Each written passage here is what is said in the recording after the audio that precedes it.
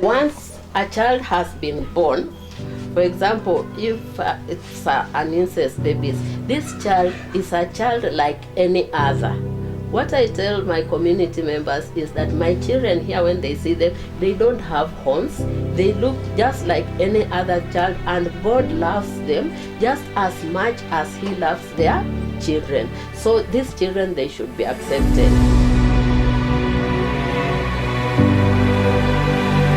My name is Floise Adoyo, founder and director of Julius and Dora Children's Home. Julius and Dora Children's Home is situated in Maseno, Vihiga County, and it was started in 2007. It is registered as a children's institution as well as an NGO. We started operations in 2007 when we took in our first child. Right now we have 40 children. We have 15 girls and 25 boys. When I was growing up, my family had we were very many children, and we also my parents took in a lot of children to come and live with us, and they became our sisters and brothers. So as I was growing up, I really wanted to have a big family, but I have one biological child. And I also worked with an organization, a consultancy firm, which did a lot of research throughout the country. And when we came to Western Kenya, I discovered that there are so many children who are abandoned at birth because of incest. Many of them are abandoned because of incest, and also because of young girls who have been defiled. Maybe they give birth, they have no hope in life. Maybe the boyfriend anamruka, wanaenda nyumbani, the parents wanamruka, wanamwambia peleka huyu mtoto mahali umetoa. So she has no work, she has nowhere to take the child, so she abandons the baby there.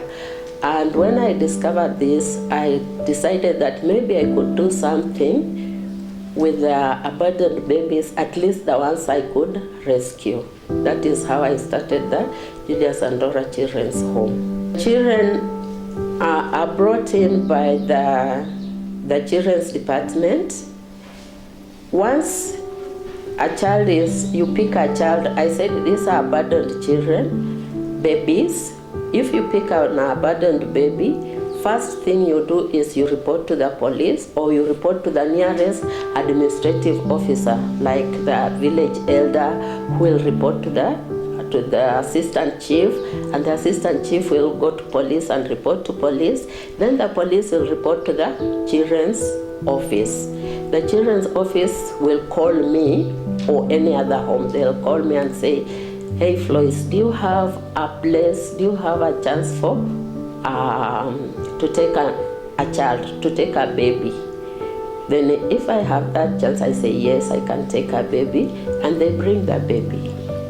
I give the name, because when a child is abandoned, in most cases, like 1 day old, they have no knowledge, they don't know anything about that baby.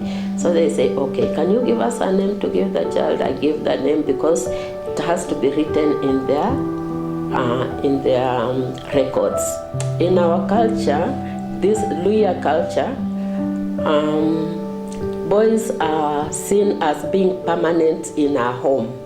So they will need to inherit, they'll need some inheritance, to be given some inheritance, and also they'll need to be taken to school and just to be looked after. And you cannot give inheritance to a child who does not belong to that home. It is easier to take care of a girl than a boy. Like if a girl gives birth, they'll say, I'd rather die with my baby girl than with a baby boy, because they'll say, where will I go with a baby boy? When you get married, supposing you get a baby boy when you are still a girl in your parents' home, and you want to get married, it's not very easy for the other family to accept a baby boy. But for a baby girl, it will be easy to be accepted because they'll see that this baby girl she's not permanent in that home. Yeah, she'll grow up and get married.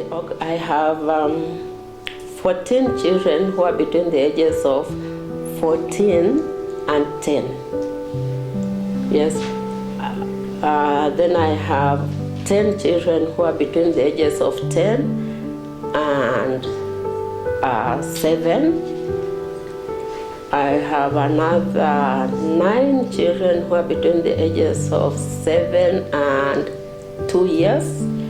And then I have, how many?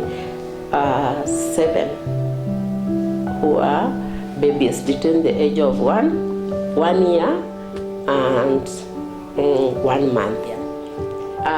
The ones we have in baby class are between now the ages of 2 years and 6 years. And there are 11 of them here. We have a teacher, a highly trained teacher, who takes them through their lessons. And we are very happy with the process, with the progress. Good afternoon, children. Good afternoon, Mommy. How are you? I'm fine, thank you, Mommy. Good, thank you. As I had mentioned earlier, we have homeschooling, and these are the children that we have currently.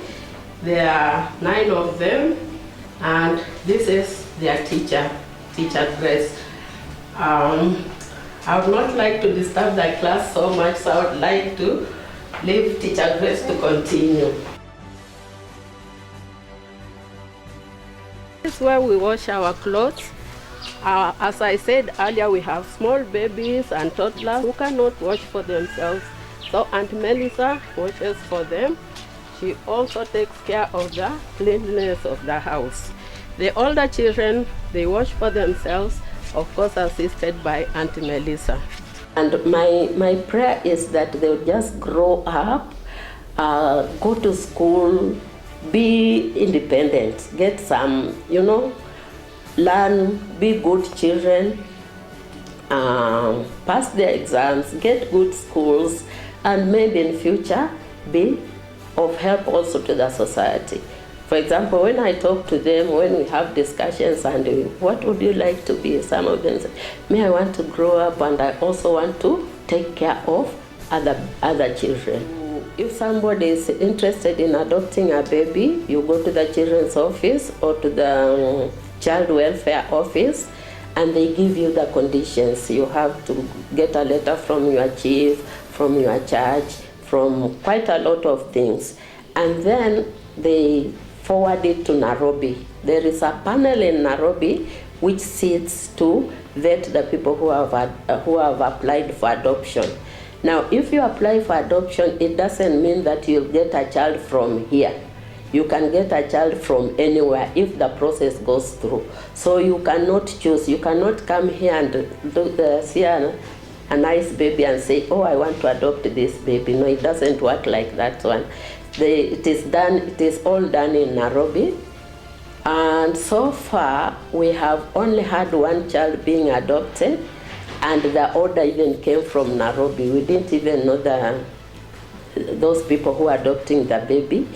But personally, I do follow up because the babies, I've looked after them since they were babies, like since they were 1 day old.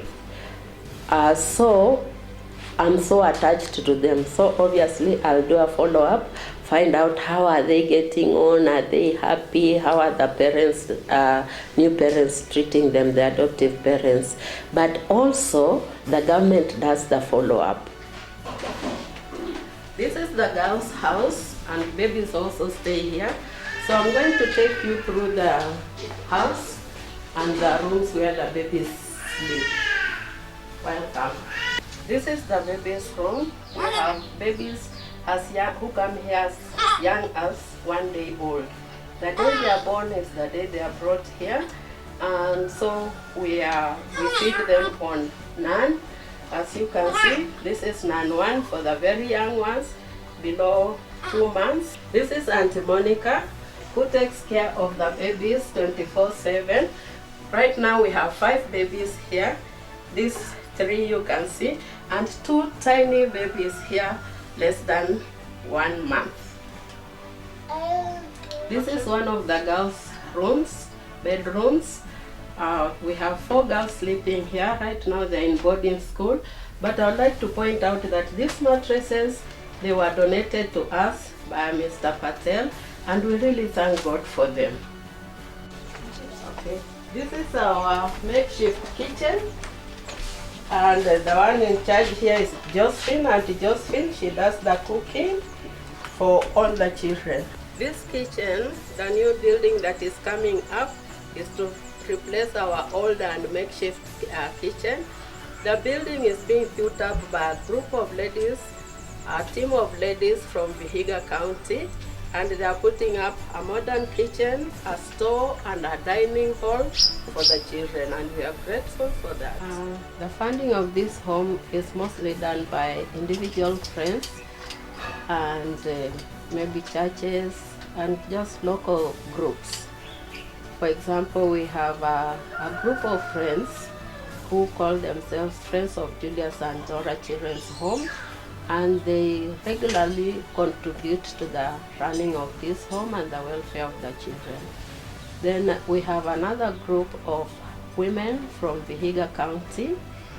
They are known as Soroptimist International Vihiga Club, who also support this home, and in fact they are putting up the dining hall and the kitchen and store for the children. Okay, we also get a lot of support from Maseno University students who just organize their different groups. They organize themselves, they come and stay with the children, they play with the children, they cook for them, they come with the food that they cook, they clean the place, they do mopping, they wash clothes, they cut the fences, they even do digging and splitting firewood. They have some challenges. One of them, of course, is funding, because in as much as I appreciate our supporters, they give you what they have. So if you have a deficit, that is up to you to find out how am I going to plug that deficit. So for example, I have to work sometimes to support the children. I do farming also to support the children.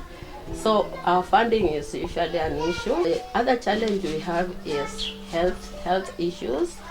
We have 3 children who are HIV positive, but we thank God because those ones, they get free drugs. We just have to take them to hospital and they are given drugs. The challenge there is that sometimes they wonder, why are they the only ones who are taking drugs? And in as much as these children are wondering why they are taking drugs, the 3 of them, the others also wonder, why is it only these 3 that take drugs? So the others feel that these 3 are favored because they are always taking drugs, and yet these 3 feel that the others are favored because they are not taking drugs. But also the 3 who take drugs, they need sometimes special diets. So that is why the others feel that they are favored. But we don't get any waivers from government institutions. So far we have not gotten any waivers at all from government or from any government institution. Instead of giving us waivers, they feel that the children here, they are already taken care of. For example, when they are distributing mosquito nets, they don't give us unless we go and make a lot of noise, because they feel that these children are in an institution already and they are taken care of. I would advise the society to nurture the girls, to give them opportunity, to take them to school and let them be the best that they can be. And I wish that the government could come up with the strategies of dealing with older men who defile young girls.